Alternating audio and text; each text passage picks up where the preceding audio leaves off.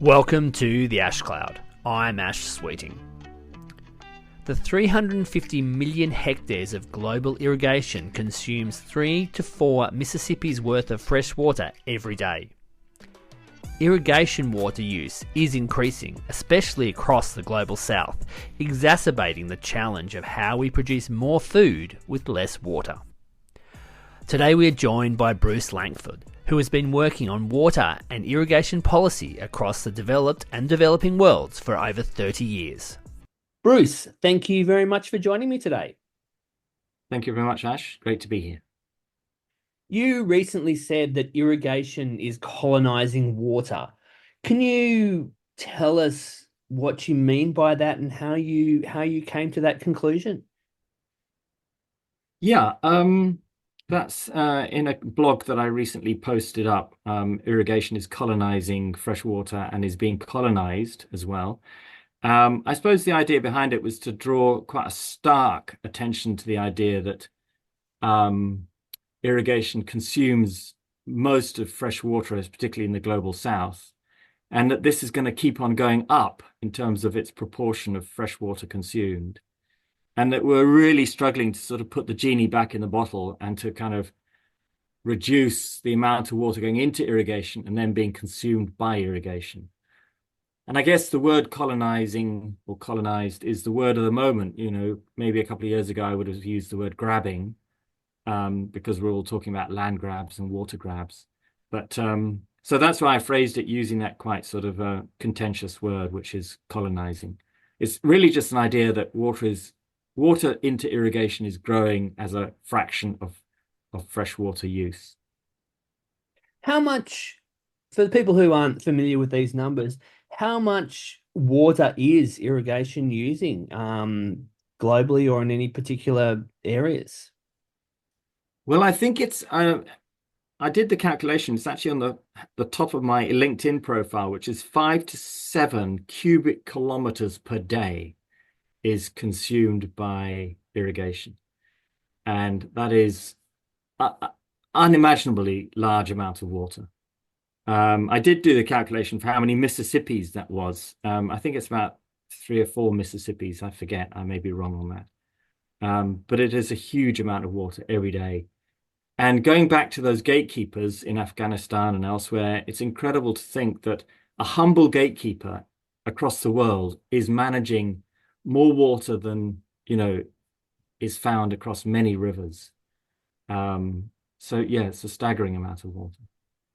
And how does that, the global population, especially in the global south, is continuing to grow and they need food.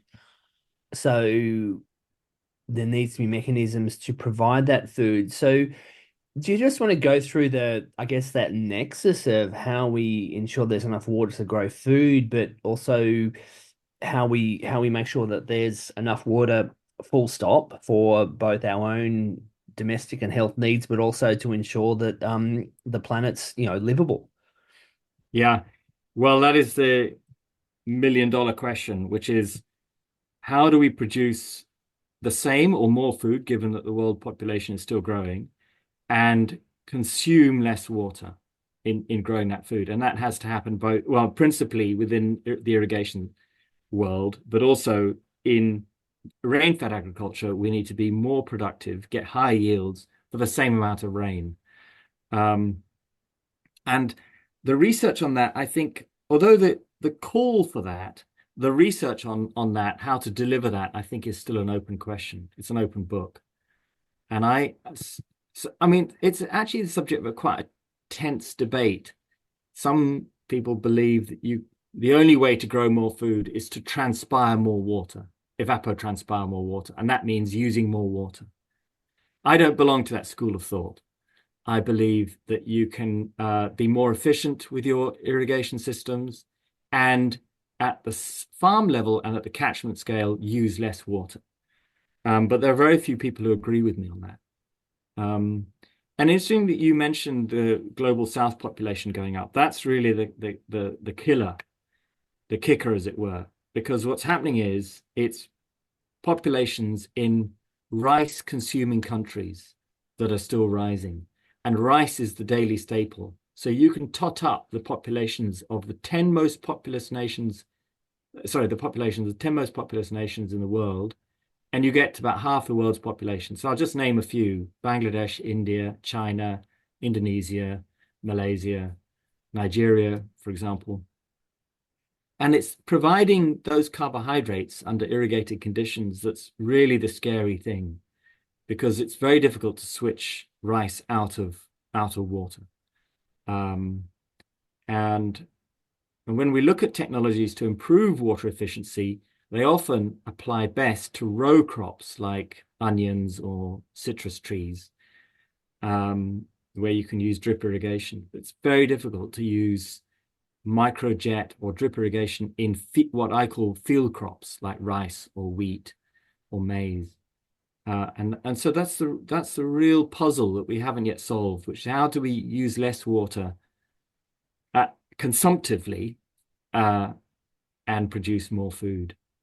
It's going to be the challenge of the next 20 years. Well, that is a huge challenge. And you mentioned before that there's about the evapotranspiration, and that many people believe that the only way to produce more is increasing the evapotranspiration, so just pumping more water through the plant, and that you don't agree with it. Can you just run us through why you don't agree with that and what you think the alternatives are? Yeah, I mean, that's a very good question. On the spot, I think there are two reasons. First of all, there's a productivity curve, like it looks like a Pareto curve, which is um, if you apply deficit irrigation, you can reduce your water application and water consumed consumption, but you have a slight decrease in yield. But the crop transpires less water under a deficit irrigation system. The benefit of the deficit irrigation schedule is that you can then roll that out to thousands of hectares, because across thousands of hectares, say one irrigation system or a collective of irrigation systems, being very precise with your soil moisture irrigation scheduling is quite difficult if you have to hit the optimum, non-deficit irrigation, full irrigation on time, perfectly delivered. It's actually very difficult. And so when it's very difficult like that, you end up putting, in some places, too much water on, and that gives rise to lower efficiencies. And that gives rise to either water that gets recovered or non-beneficial consumption, which is, for example, you can imagine water being transpired by ponds and puddles that are not going through a crop, or water that somehow enters the soils and geology of the area, but is non-recovered. So that's crucially is deficit irrigation across scale. And then the second way is how you can switch the non-beneficial water and the non-recovered water, and to some extent some of the recovered water, into beneficial transpiration. So you're actually, funnily enough, you're kind of using less water at the field scale, but a higher proportion of that is going through transpiration. And that's of course reflected in what we know as the irrigation efficiency ratio, which is the ratio of beneficial consumption to the amount of water applied to the field or withdrawn to the field. Yeah, it's a mind-numbing calculus to make, because of course the irrigation efficiency ratio also can portray more consumption for less water withdrawn. And so that's why people argue that when you raise efficiency, you can actually increase the amount of water consumed. You'll have less water downstream. So what we're discussing is quite complex, and there's discussions that go on, amongst academics and policymakers, the higher level and researchers, and then there's the actual implication of those practices or that knowledge on the ground. And it reminds me of back when I was working across Abu Dhabi, and wasn't major source carbohydrates. It was date palms that they were growing mostly there, so it wasn't field crops. It was more horticultural, tree crops. However, they were irrigating out of a fossil aquifer that had decreased or dropped in the level had dropped hugely over the last few decades. And the way that the farms were structured is they were all owned by Emiratis, and 99.9% of those Emiratis, or the very vast majority of them, were absentee owners. And the farms were run primarily by South Asian laborers, generally paid in the order of $150 a month. And only a third of them had ever spent a single day at school or more in their entire life. So very, very low levels of literacy.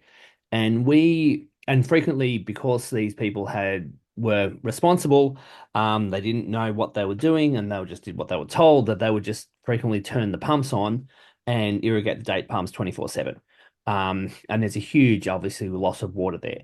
And we were thinking about what sort of technology would be the most appropriate for these systems. And it turned out that a watch, like a timing device, was the most appropriate level of technology in terms of making that first step change. These people without education were not going to be able to operate sophisticated irrigation technology or do calculations on water, soil moisture levels, etc. So just having a schedule where you turn it on for, I can't remember the exact numbers, but like 20 minutes or 40 minutes a day in the middle of winter, and an hour a day in the middle of summer, it was a huge step forward. So the reason I'm talking about this is, how do you take that knowledge and those ideas that you were just talking about and then turn that into something that can be used by a farmer in South Asia or in Africa or Southeast Asia, or across the areas that we were talking about? Oh, well done, Ash. That's a great example. Um, I so belong to the school of thought that you've just described, which is keep it simple and often use time rather than flows to schedule irrigation. So if you've got a known pump discharge, and you've got a known area, then all you need to do is set the time. So you just say to the laborer, the staff working there, use it for 20 minutes in winter and for 1 hour in summer. And that is a farm scale approach to scheduling irrigation correctly. It may not be, hugely efficient, but compared to sort of free for all, it's so much better. And then also compared to a very sort of laboratory science approach of, soil probes and meters and satellite imagery. Again, I'm not sure what benefit you get from making it much more complex. Sure enough, you can go down that step or down that pathway once you've perhaps got the watch method understood. So I think that your example is actually the way to think about these things, which is, how can you know, if you know the discharge and you know the area served and you know the climate, sort of winter, summer, then just use time. And we did this in Swaziland in my 20s as well. You just set tasks so that the staff just know that they have to complete, say, 1 hectare within 20 minutes. And then that ratio of the flow and the time and the hectareage gives you the correct 50 millimeter depth of application. So that's my view, which is that, across the world's irrigation, we need to start rolling out things that are quite simple, but quite structured. This is why this deficit irrigation comes into mind, because you can then say to that staff on those date palms, you can just say, look, that aquifer is falling in its level. So you've got 20 minutes of irrigation today, and that gives you good date palm watering. But in a year's time, you might have 15 minutes, and you're beginning to taper down those applications to achieve either deficit irrigation or to try and make sure that the owners can think about killing off some of their less efficient trees. Perhaps the older trees can come out, or the trees that are no longer bearing any date fruit. So that's it's using simple signals like that that I think are really valuable. So, just for the people who aren't irrigation specialists, my understanding of deficit irrigation is you um, deliberately don't give the plant as much water as it needs because then that one, it signals the plant's survival skills. So then the plant will work harder to grow deeper roots, to look harder for water. So it will use that more efficiently. It also uses less water. And by having some structure to when that plant is under water stress, there are times when it's yield is more vulnerable to water stress, and there are times when yield is less vulnerable to water stress. So you balance up that whole when to stress the plant and save water, and when not to stress the plant. So you're trying to optimize growth. Uh, there are also people who are talking about human health and that there could be some potential health benefits of eating food that has been produced by stressed plants because that's nature's way of communicating between species. So that's probably outside the scope of what you know a huge amount, but it's also something that there's people talking about. So is that a fair understanding and explanation of deficit irrigation, or is there something I've missed? No, that's a very fair explanation. I mean, the other benefit of deficit irrigation is that if you've got part of your root zone dry or not fully moist, is that when it does rain, you can then capture more of that rainfall.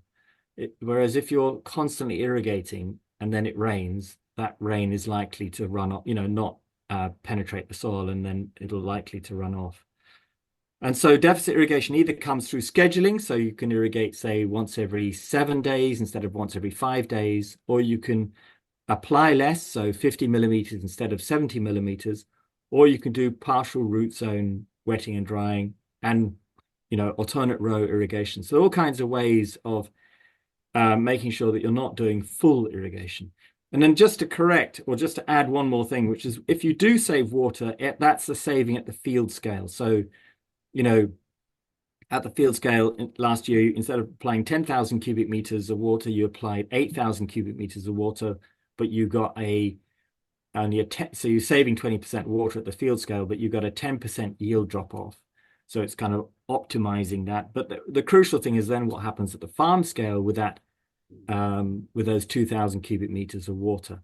And if you can pass those savings into the riverbed or towards the town, then that's a real saving. But if the farmer then uses that 2,000 cubic meters to expand their irrigated area, or to change crop, or to double crop with irrigation, then at the farm scale, those savings haven't been realized. So it's not a real saving. So there's obviously what the techniques used depend on the infrastructure. Um, if you're in a field crop, the partial root zone is probably very, very difficult. If you've got a center pivot or something like that, that's also going to be very, very difficult. And then if you're in an irrigation district, and when you think back to South Asia, be that across I guess it varies from Bangladesh across through to Afghanistan, but there's areas that have been farmed in that part of the world for 10,000 years or so, or 5,000 years, for many thousands of years. And there's these networks, they're actually quite fascinating, these networks through the mountains of irrigation canals that have been hand dug over the centuries that feed little fields here, there, and everywhere up on the slopes of these hills or these mountains. The farmer doesn't have 100% choice in terms of when they get their water, because they have to share water out of the rivers or the water sources with their neighbors and fellow villagers and people up and downstream. So there's a political element to this as well. So how do you want to just give us an outline of the complexities of all the things I've just mentioned? Yeah, I mean, what's really fascinating is you're describing irrigation systems that differ so markedly from one place to another.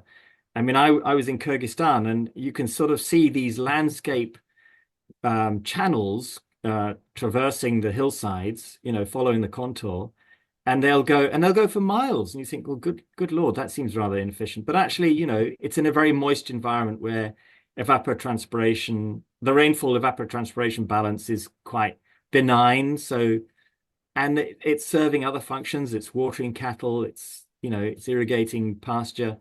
So the irrigation system that you've just described and the one that I saw in Kyrgyzstan is very much more embedded in the landscape. And it's not creating, those systems are not responsible for the drying up of the Aral Sea.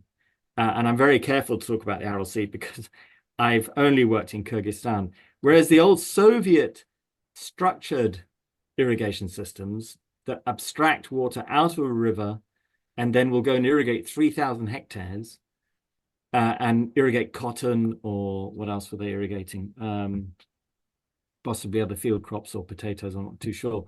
Those are taking, gigaliters of water out of the system, and then it's evapotranspiring, and that cumulatively those systems are what is behind the Aral Sea. Although now the Aral Sea is, again, I'm very cautious about the Aral Sea. It's not my forte.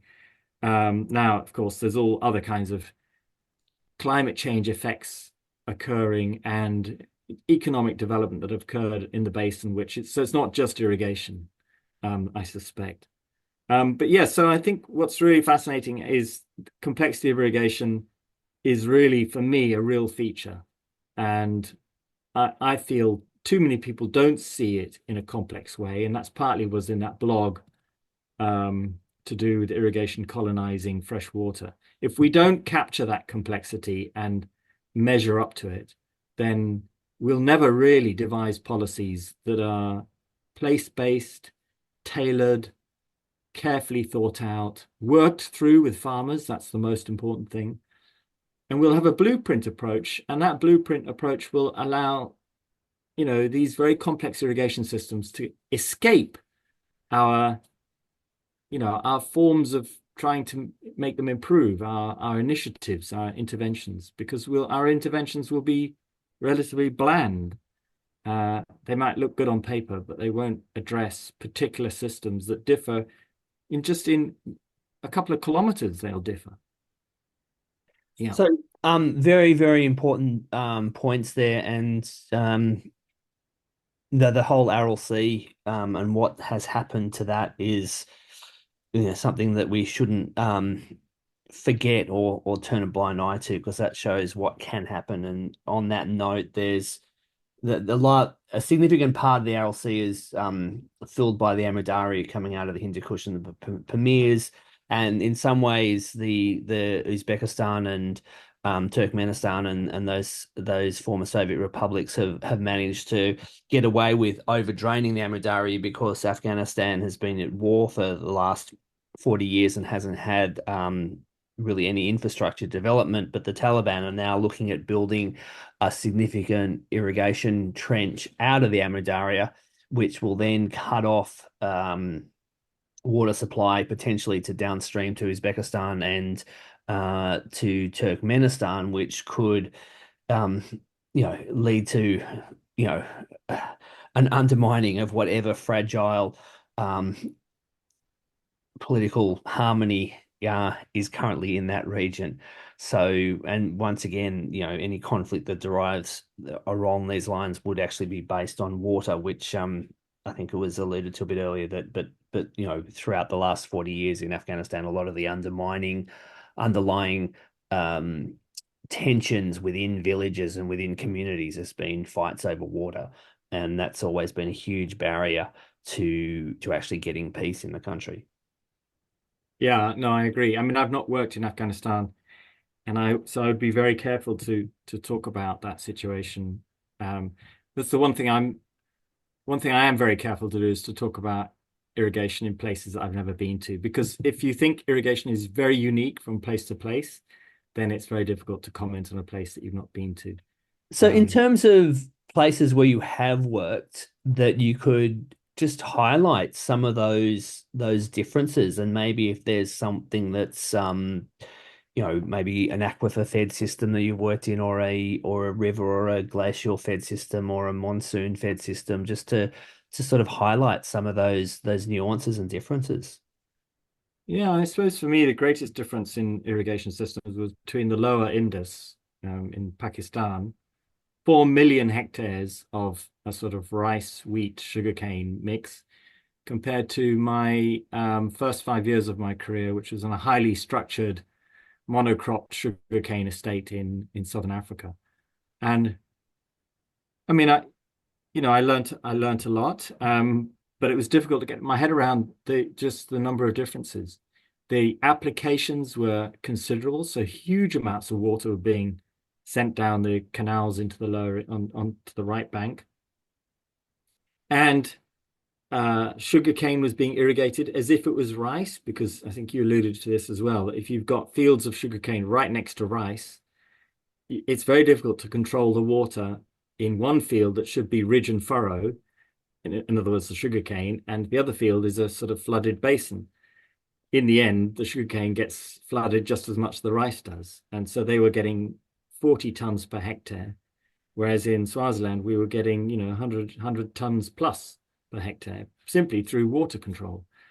So these enormous differences, I think what I would have been very careful to do now is to somehow lift the Swaziland form of structure and control and say, well, this is what you need to do in Pakistan. It's just an entirely different culture and different setup. But that's not to say that you can't make headroom in a place like southern Pakistan, where I did a simple calculation. They were at a hydro module of about 4 liters per second per hectare.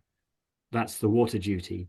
Whereas in Swaziland, we were at about 0.9 liters per second per hectare and producing twice the amount of sugarcane.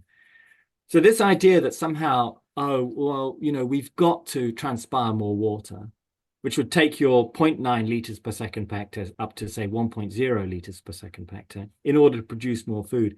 I don't buy. I think there are lots of places where you can reduce your water duty and produce more crop. Yeah, but I also don't buy this commonplace story, which is that all irrigation systems are inefficient. And I think there are plenty of places where farmers are very careful with what they do with water. We need to find those stories, those success stories, and find out why they are success stories. Where would you say was the best irrigation or an irrigation a story or an example that fits that mold from ones that you've seen in your career? Well, Swaziland comes to mind because we're all operating within 0.9 liters per second per hectare. But I spent a bit of time on the Atbara River in North Sudan, and farmers there were pulling water out of a shallow aquifer fed by the Atbara, and 3 meters deep, using their own diesel, which is a great form of regulatory control, is to pay for your own diesel, so not free electricity. And they were irrigating these very small basins, and they were, growing good crops of all kinds of vegetables, and also um, uh, feed crops for cattle and camels and so on and so forth. So really productive. And of course, looking back, I just so regret not being able to go and do the analysis of how much water was being applied and what was the production. And I think this is one of my great regrets looking back on my career, is I've had all this chance to do this empirical analysis of efficiency and productivity, and I've not nailed that as much as I should have. So I'm now in part of these debates, and I can't back up my beliefs except in rather loose terms. But anyway. So you mentioned the aquifer there in Sudan was recharged by the river, which is going to be a very, very different sort of an aquifer than, say, in in the Arabian Peninsula, in Saudi Arabia, or in Abu Dhabi or UAE, where it's a fossil aquifer, which is recharged by water or rainfall in a very low rainfall area, which will differ again from the aquifers of California or the aquifers across Australia in terms of how they're recharged. So how important is that recharge and understanding the hydrology of the aquifer to working out how you're going to irrigate from that water resource? That's a great question. It's a slight weakness of mine is that I'm not a hydrogeologist. So I'm very careful to equate the recharge rate with what you're allowed to take out in terms of abstractions for irrigation, which would be the sort of headline way of thinking about it. Let's say your recharge rate is 4 millimeters per day as a depth equivalent. Um, and then, the maths would be, well, you can take out 4 millimeters per day because that's your sustainable limit. If you take out more than 4 millimeters per day, then you're beginning to plumb or mine the system, the overdraft. But I don't think it's that simple. I think it depends very much on the nature of when rain falls and wet and dry seasons, and also the size of the aquifer and whether it's being fed by other aquifers and by other streams further up the catchment. So I think it's a lot more complex. And certainly, I mean, what you're alluding to is the one that I saw in Apro, which is along the dry riverbed and just sort of 200 or 300 meters at either side, being fed by discharges of the Apro River when it did flow. That's kind of renewed on an annual basis, which is quite important. Whereas these aquifers in the Arabian Peninsula or parts of Jordan, possibly parts of the Western United States, are much more worrying because they are not, they are being plumbed to a greater depth. And I think the science of the recharge it's either not happening at all. In other words, as you said, it's a fossil aquifer, or it's happening through ways that we haven't yet got a full story on, the full science. And so there could be still elements of, tragedy of the commons, as it were, lots of farmers grabbing their water while they can, and the groundwater levels are going down to 200 meters, 300 meters deep. And with this technology called submersible pumps, you can put a pump down there and it'll just pump up that water happily all day long. So it's back to that stopwatch that you mentioned before, or other means. Yeah.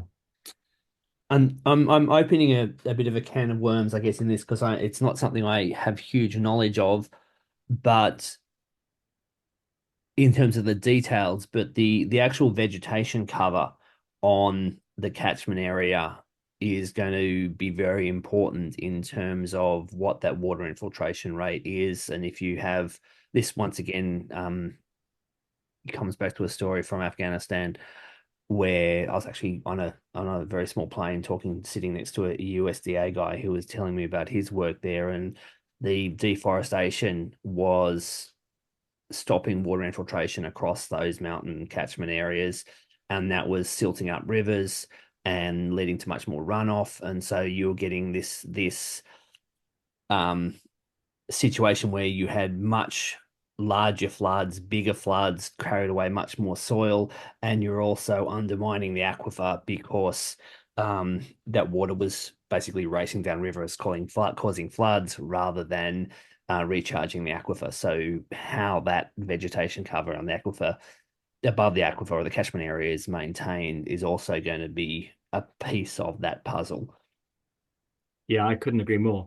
There's a paper that I worked on with Stuart Orr, who's the head of water at WWF, and we looked at the value of thinking through water and soil infiltration rates and soil moisture holding capacities. And we in that paper we drew up that calculus that you've just made, which is if you don't care for your topsoil and make sure that it's vegetated and has a good infiltration rate, then any rainfall, even quite a low drizzle, will exceed the infiltration rate and cause runoff, which then causes this erosion, or the risk of erosion rather. And again, if you're not putting water into the soil, its moisture holding capacity is not being utilized because the water isn't entering the soil, and therefore any vegetation that is growing on that soil is drying out, even though it's recently rained, because the rain has run off rather than going into the soil. So you're into this vicious circle of not putting water into the soil and not getting crops or vegetation growing out of that soil, and then not putting water into through ground flow back into the aquifer. Um, and turning that around in poor countries, where farmers are desperate for their next shilling or their next meal, is really difficult. So they'll graze goats and camels and so on and so forth, which will denude the landscape, or they'll cut down trees to plant crops. And then when those crops are harvested, then that soil is bare, that and at risk of sharp rainstorm and therefore erosion. So it's a very difficult, vicious circle to kind of break. And in fact, to their credit, the Global Commission on the Economics of Water have come out and said, this management of green water and soil moisture has to become crucial in the next 10 to 15 years.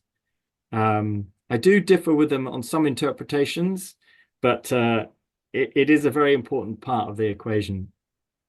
Yeah. So you mentioned the Global Commission of Economics of Water. They recently came out with a rather substantial report. Would you like to give us your highlights and takeaways from that report? Yeah, it's a profoundly ambitious report. It's a big read, not even counting the appendices. And in many ways, it's pinpointing some incredibly important directions that we have to take in terms of how society and humans value water to the extent that we are able to, address some of these problems, depleting aquifers, stream flows that are not high enough, landscapes that are denuded, and irrigation systems that are not producing at levels that they could be. So it's a very ambitious piece of work. There are a couple of things in it that I think need further work, and hopefully that will come along in the next year or two. So I do have some differences of opinion with some of its foci, its areas of interest. So For example, can you share some details on what areas you think need extra work? well, they've one of their missions is to improve water management on AI or for AI, artificial intelligence. And I'm scratching my head as I'm even saying this to you, but you have to scratch your head when you think, is this really where the world's focus should go? AI, let's say you have a data farm to supply enormous amounts of computing power for the world's servers, and you need some water to either produce the chips or cool the chips. Most of that water is non-consumptive use. You can recapture that water and it's just recovered. So it's non-consumptive. That's completely different to 2,000 hectares of rice, which is mostly consumptive use. So non-consumptive use and consumptive use are entirely different beasts, animals. So the fact that this commission has put one of its missions into better water management in AI, I think is quite a serious misdirection. You think of where a data farm will be. It'll be in California or Iceland or somewhere. It's a relatively urbanized civic environment in which you can just hand out a water license, do some metering, put in a pipe. Pipes are very easy to meter, unlike open channels. That's a very different puzzle than 350 million hectares of global irrigation, which is consuming 5 to 7 cubic kilometers of water per day. It's just chalk and cheese. And what I struggle with this report, it doesn't help the reader judge the differences between those two tasks. They look like they're equivalent tasks, and they are not by any means. So when you look at, not to undermine the water issues here in California or in Australia, or elsewhere, even with the floods, the devastating floods that were in Valencia in Spain recently, and floods recently in Europe, and droughts in Europe, including you know, droughts in the UK, which, back when I was living there 10 years ago, if it didn't rain for 3 days, it was almost a drought. Uh, when you look at the global population and the countries with the largest populations, be that across South Asia from, Pakistan, India, Bangladesh, Nepal, down into Indonesia, and then parts of Africa, which is growing, which is your Nigerias and that general part of the world, they're all emerging countries or developing countries, and they have different backgrounds in terms of, education levels and governance and all sorts of those different challenges. They're also all tropical or subtropical, and they are rice producers. So that's you got China in there as well, which is also a hugely populous country, but slightly different politically and geographically. Um, but you've got a problem that is not a Western world problem. So I guess, but how does what can we learn, I guess, in that regard from, what we've done in the West over the last couple of 100 years and the mistakes we've made? And going back to the word of colonialism, the next wave of colonialism will not be accepted. So that's not an option either. So how do we provide leadership or allow those countries to learn from our mistakes? Yeah, great question. I mean, you're dead right. It's a sort of global South problem, but it's also going to be a global South solution. And the likes of myself, who's coming to the end of his career, can only play quite a targeted and probably very limited role in that. But it's about setting some of the ideas so that they become uh, commonplace ideas, or at least, and it's about setting a critical thinking appetite. So, for example, if there are a group of rice farmers in China who can produce, say, 10 tons of rice with 800 millimeters, 80 centimeters of water, and there are rice farmers in Nigeria that are producing 4 tons of rice with 1600 millimeters, the productivity is, I think it's 4 times the difference, actually. It's not twice the difference. And the critical thing is, how do you get the knowledge in those Chinese farmers over to Nigeria in a way in which it's not me creating that sort of colonial, well, I'm here to help you shift that idea from one place to another, and neither is it China trying to be the colonial power in terms of parachuting down their expertise. So it's got to be through dialogue. It's got to be through very careful science, through channels of diplomacy and understanding. And I think this is a landscape that I'm on very thin ice here as to how this would happen. But I imagine that would be part of the equation, which is to get these ideas and technologies and experience shared without it being, one country saying we know best. I mean, we know that I was very intrigued by the Israeli drip irrigation system, Netafim, deciding that it could drop in, literally parachute in with great welcome by the Rwandan government into an area which was, a humid tropical area to grow basically, fruit crops, a number of different crops. And of course, to my mind, that is where you get these skewed, odd ideas that, oh, we know best, and the Israeli drip irrigation systems, they are incredibly productive, but are they the right systems for a rather remote corner of Rwanda? Well, they're not. You can achieve what you wanted to achieve using rain gun, which are these, reeled up hose reel irrigators, traveling irrigators. So this is the thing, which is, how do we get people confident about speaking out, but confident to push back, confident to be part of a debate, and confident to say, look, we don't have the data on this. We need to go and get that data. Otherwise, I think it's that going back to that blog, which is, it's too easy for drip irrigation, not just an Israeli technology, but drip irrigation to colonize, farmers who are told oh, you're wasting water, you need to improve your efficiency. When actually they may be, for their setup, for their unique setup, they may be really doing very well. But because they're using traditional channels, inverted commas, um, they're judged rather harshly as compared to modern machinery, computers, meters, soil probes, and everything.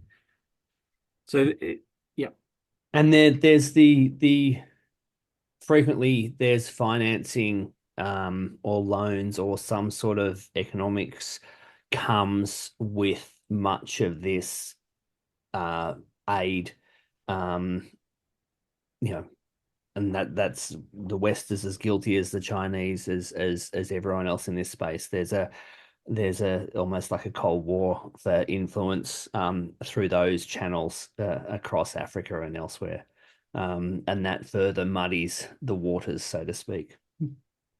yes, yeah. I mean, that the political economy of aid is something that I'm also on thin ice about. And but yes, I mean, how do we get donors to promote technologies that not just are efficient at the field scale, but don't overconsume water at the catchment scale? And that's what I'm worried about.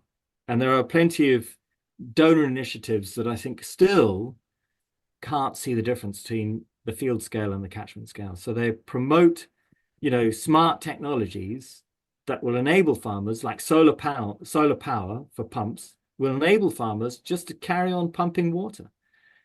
And eventually, somebody's going to have to come along and say, well, you've overdrafted the aquifer, and we're going to have to put the genie back into the bottle and be really smart about this, and And not semi-smart. And Um, going back to what you're saying about those Sudanese farmers that when they had to pay for the diesel rather than just relying on the solar pump, there was the bill, is this water we're going to produce enough to pay for that diesel pump? Whereas if it's solar and it's free energy, then you it's much easier to drain the aquifer. And then obviously when you drain aquifers, you've also got challenges with salinity and other yeah, compounding factors which further complicate things. very correct. Yes. No, I know. I mean, you think we're solving one problem. It's good to move out of diesel because of its carbon emissions, and then yeah, like the proverbial gopher, new things keep popping up that you then have to deal with. Um, they're very, very difficult. There's one other thing I'd just like to mention, which is, I think, part of the tools in our toolbox should include farmer dialogue.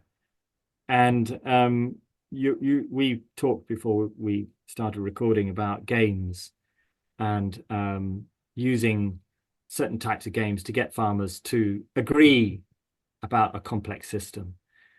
And so I favor that. So when people talk to me about, what is a smart technology for managing irrigation across, say, a catchment of 20,000 square kilometers, then I would say, yeah, games, getting farmers together in a room and getting them to have their own light bulb moments about what are their strengths and what are their weaknesses. Because otherwise, the policy environment is too much along the lines of, well, farmers waste water, so therefore they need training on land and water.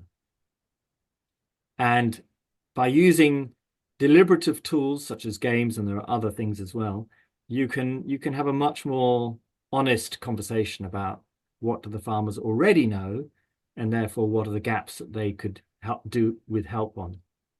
So that firstly, these games, if I understand correctly, allow farmers to, through the outcomes of these games, to, I guess, influence and drive policy, because that outcome is then passed to policymakers. Is that correct? Yes, that would be a very desirable to have that sort of farmer upwards uh, channel of communication. It's also about farmer to farmer communication and about farmer to scientist communication, because I think too many of us keep seeing farmers as this sort of empty, vessel in which they need knowledge. And we scientists, admittedly, there are many places where they would love to have more knowledge.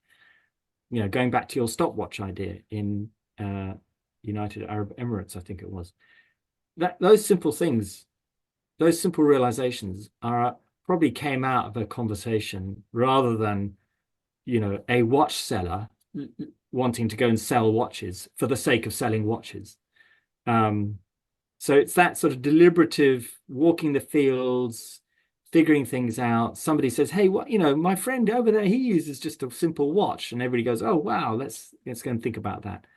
So yeah, Oh, it very much came despite various irrigation companies thinking, the UAE, they got loads of money, we'll sell this, this, this, and this, and yeah, then oh, spending time walking around these uh, farms and looking at the infrastructure and spending time with the farm laborers and understanding their backgrounds and their education levels. And one key thing was, what language do you communicate with them in? It wasn't going to be English and it wasn't going to be Arabic. Um, so very much that time side of things. On those games, could you share it with us a bit more about how they work, and what goes on? yeah. I mean, I use two types of games. One is the marbles game where I get farmers to compete over glass marbles that flow down a wooden board, and then I get them to cooperate over those glass marbles, and that switch from competing to cooperating it happens in a 2-hour workshop that unleashes an incredible conversation. And it was actually used in Afghanistan, I believe, at one point by the US aid and US military. And then, but the thing that I'm recently stumbled upon, with the help of somebody else called Joanne Craven, is rapid games designing, where we start. It's a day-long workshop, and we start with a blank sheet of paper, and within the space of a day, we can get participants to devise really quite complicated board games. And it's that act of devising the game that means they have to think very, very carefully about what is the system, what are the parts of the system, how do we reproduce those parts? You know, is it in counters, or is it in diagrams, or is it in, bits of plastic here and there? And then, what is a win? How do you have a win in a board game? And what does the win mean in real life? So it's we've done about 10 of them now, all different types of systems, and we're very excited by it because it has given rise to the most incredible conversations and enormously confidence building as well, because people go from blank sheets of paper to these really sophisticated games, and they do it in the space of a day. Of those 10, is there one that particularly jumps out that you could tell us where it was, what happened, what were the outcomes? Well, they were all very special, but the one I guess that comes to mind was in North Devon, uh, on a river called the Little Dart, which is subject to all kinds of interesting government policy changes to do with regenerative agriculture and rewilding and so on and so forth.